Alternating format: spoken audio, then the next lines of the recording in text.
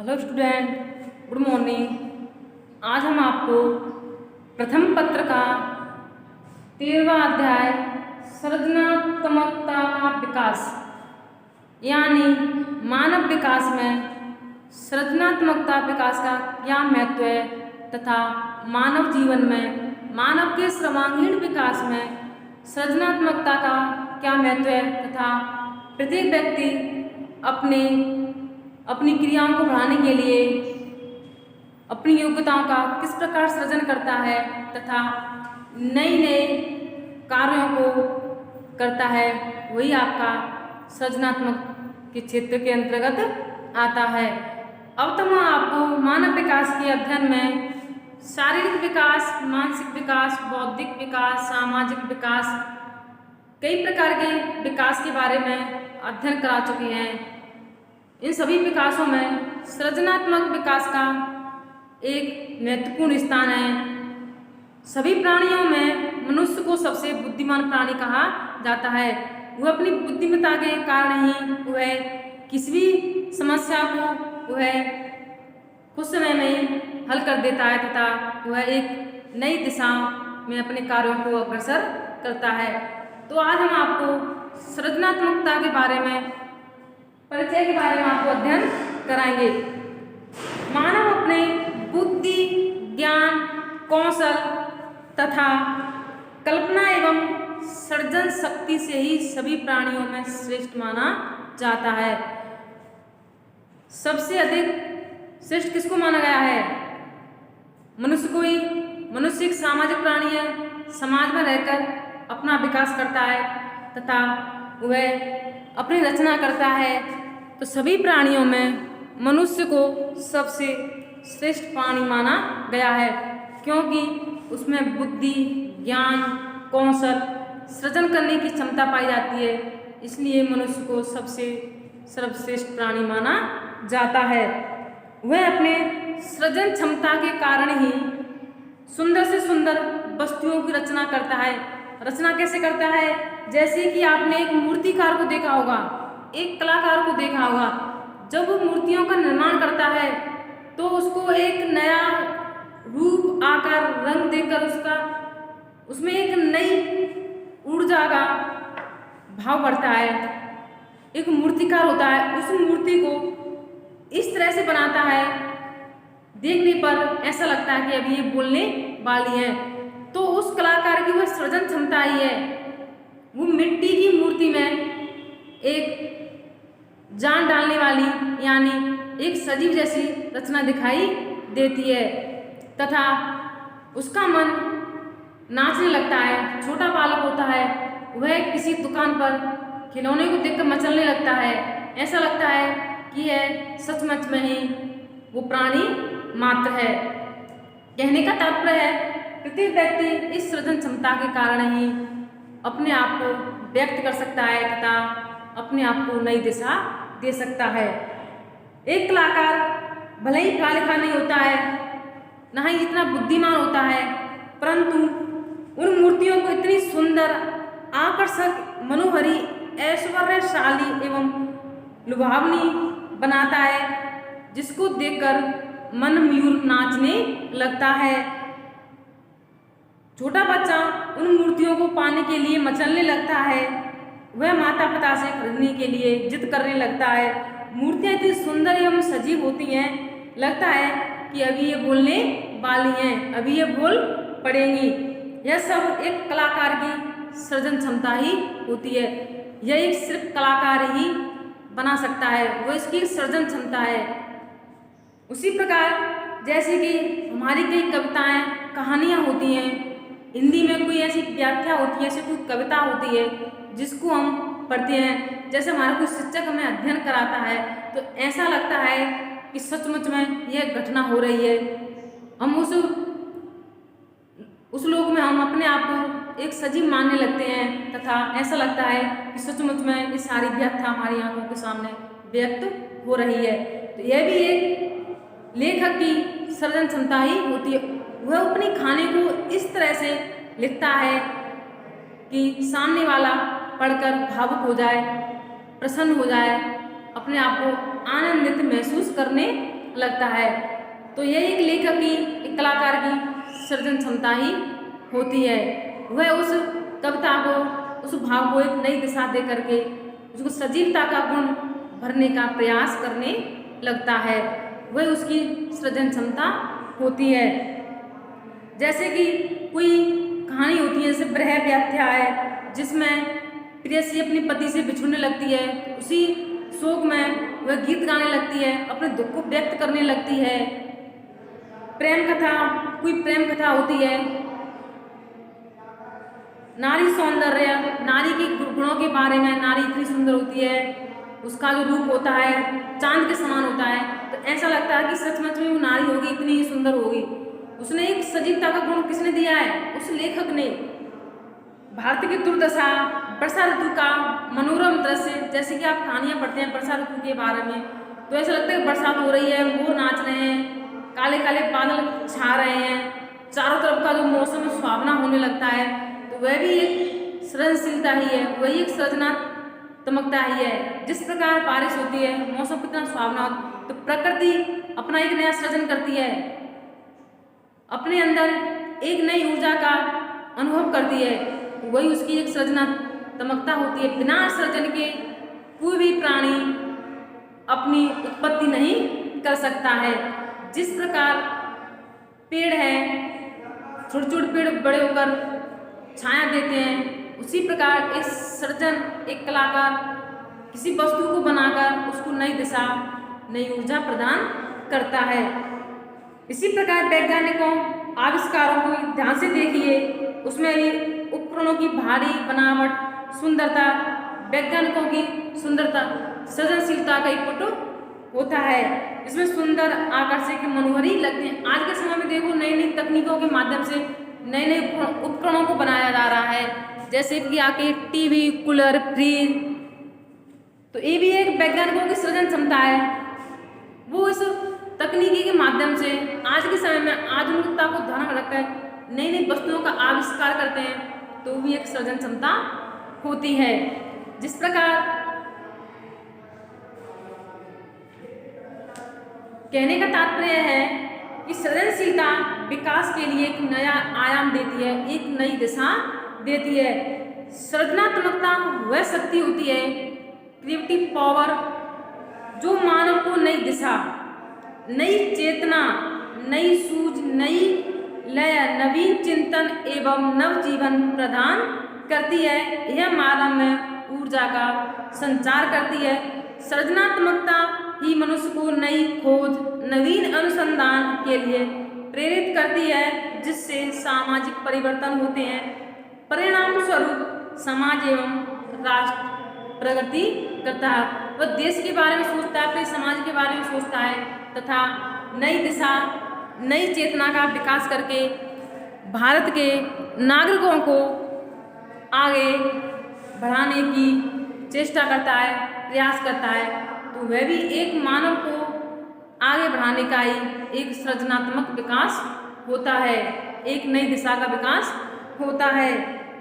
Torrens के अनुसार, Torrens जी कहते हैं, सभ्यता का विकास एवं हमारा अस्तित्व भावी पीढ़ी के सृजनात्मक शक्ति पर निर्भर करता है।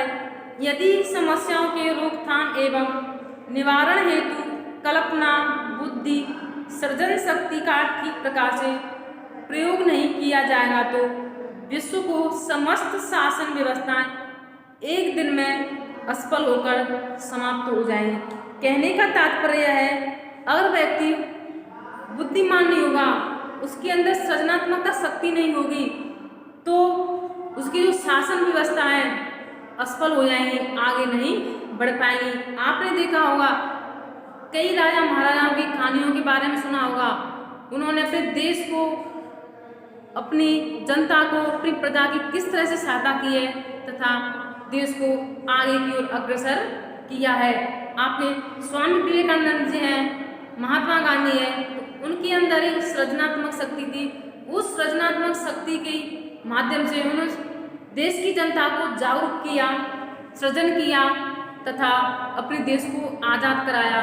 स्वामी विवेकानंद ने शिक्षा के बारे में व्यक्ति की अंतर्निहित पूर्णता को ही शिक्षा का जरिया बताया, यानी शिक्षा के माध्यम से ही हम व्यक्ति को आगे बढ़ा सकते हैं। जो व्यक्ति अच्छा शिक्षित होगा वो एक अच्छा सृजनशील भी हो सकता है। उसकी बुद्धिमान, उसकी तर्क शक्ति, उसकी जो अंतर्निहित क्षमता है उसके ऊपर निर्भर करता है। तो सृजनात्मक क्षेत्र के माध्यम से हम इन सब क्षेत्रों को हम आसानी से समझ सकते हैं। जब कोई राजा शासन करता है तो अपनी बुद्धिमत्ता के माध्यम से ही वह उस देश पर अपना शासन चलाता है तथा वह अपनी जनता को अपने हिसाब से तथा अपने कार्यों को नई दिशा देता है।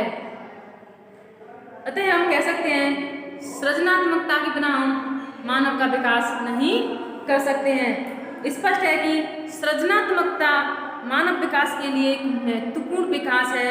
इतना महत्वपूर्ण होने के बावजूद सृजनात्मक क्षेत्र वैज्ञानिक अध्ययनों के अभाव में तथा इसमें कई मनीषियों, कई बुद्धिमानों का काफ़ी बड़ा हाथ होता है।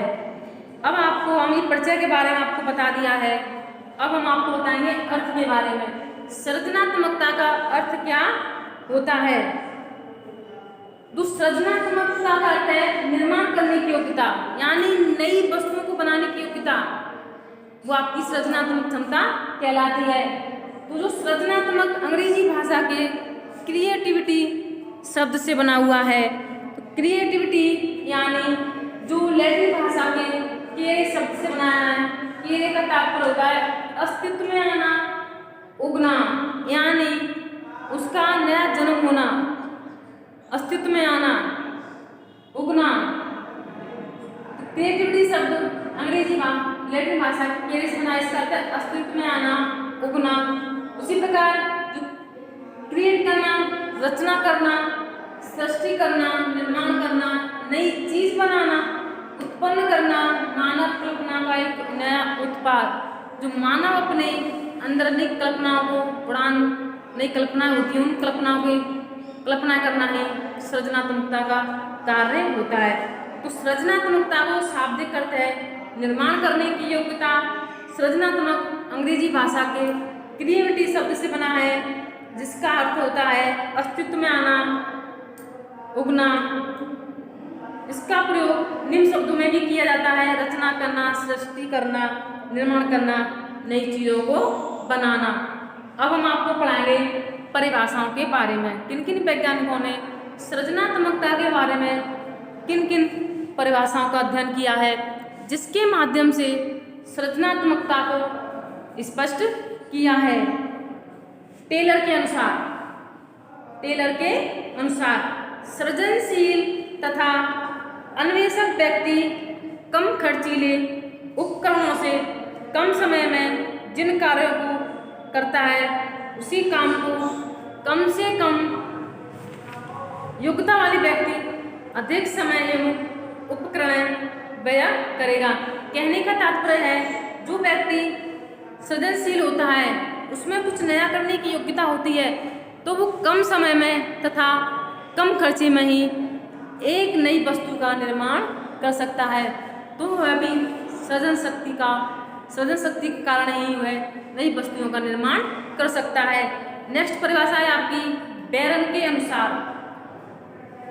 सृजनात्मकता को से तात्पर्य है पहले से विद्यमान वस्तुओं एवं तथ्यों को मिलाकर उनके संयोजन से दूसरे का संयोजन का निर्माण करना, यानी एक वस्तु से दूसरी वस्तु का निर्माण करना, उसको बढ़ाना, उसकी उत्पत्ति करना, उसका सृजन करना ही सृजनात्मकता कहलाती है।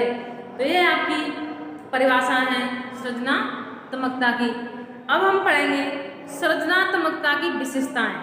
इन विशेषताओं के माध्यम से हम सृजनात्मकता के अर्थ को और स्पष्ट रूप से समझ सकते हैं। सृजनात्मकता तीव्र बुद्धि का द्योतक है। कहने का तात्पर्य है जो व्यक्ति अधिक प्रतिभाशाली है, जीनियस है, बुद्धिमान है, वह एक अच्छा सृजनशील व्यक्ति माना गया है।